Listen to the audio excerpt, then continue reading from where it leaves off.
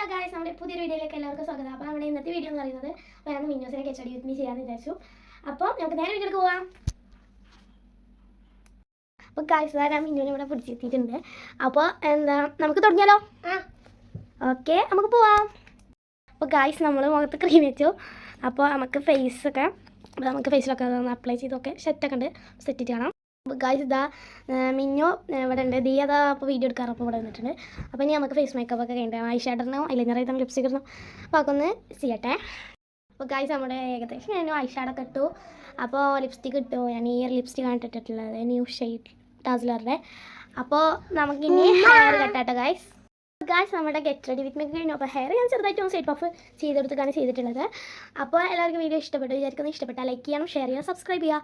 അപ്പോൾ തൊട്ടടുത്തുള്ള ബെല്ലൈക്കൺ ആക്കാൻ മറക്കരുത്. അപ്പോൾ ഒരു പുതിയ വീഡിയോ വരാം. അതുവരേക്കും ബൈ ബൈ.